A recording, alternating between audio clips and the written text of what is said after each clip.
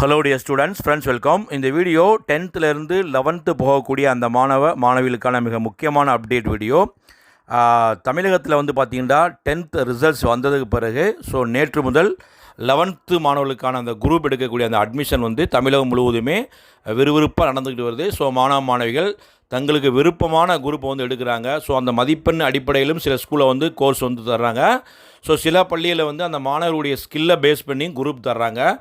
மிக முக்கியமாக மாணவர்கள் நீங்கள் குரூப் எடுக்கும்போது அந்த குரூப் நம்ம என்ன எடுக்கிறோம், அதில் மெயின் சப்ஜெக்ட் என்ன இருக்குது, இந்த குரூப்பை படித்தா நம்ம +2க்கு பிறகு என்ன கல்லூரி என்ன படிப்புகள் சேரலாம் அப்படிங்கிறத தெரிஞ்சுக்கிட்டு தயவு செய்து குரூப்பை எடுங்க.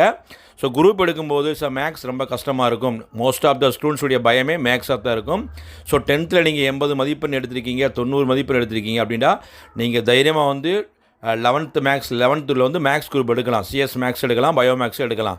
அதர்வைஸ் நான் 60 மார்க் எடுத்திருக்கேன், 50 மார்க் எடுத்திருக்கேன் அப்படின்னா கொஞ்சம் அந்த பயோமேக்ஸ் குரூப்பையும் சிஎஸ் மேக்ஸ் குரூப்பையும் எடுக்க தவிர்த்துக்கோங்க. ஏன்னா 10th மேக்ஸ் மாதிரி இல்லாமல் 11th and 12th மேக்ஸ் கொஞ்சம் காம்ப்ளிகேட்டடாக வரும்.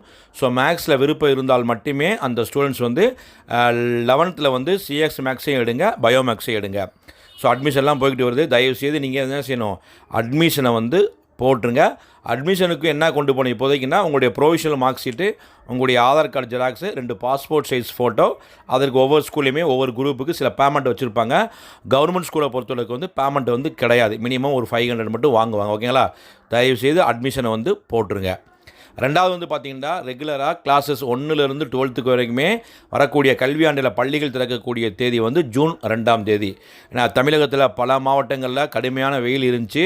பள்ளிகள் திறப்பு தள்ளி போகுமோ அப்படின்னு கேள்விகளும் இருந்துச்சு. ஆனால் பள்ளிக்கல்வித்துறை அமைச்சர் தெளிவாக சொல்லிட்டாங்க, கிளைமேட் சேஞ்ச் ஆகிக்கிட்டே வர்றதுனால பள்ளிகள் திறப்பு ஜூன் 2 இப்போ 10th 11th போகக்கூடிய அந்த மாணவிகளுக்கு எப்போயுமே என்ன செய்வாங்கடா, ரெகுலராக ஸ்கூல் ரீஓப்பனோட ஒரு 10 days ஒரு 15 நாட்கள் தள்ளித்தான் ரீஓப்பன் பண்ணுவாங்க.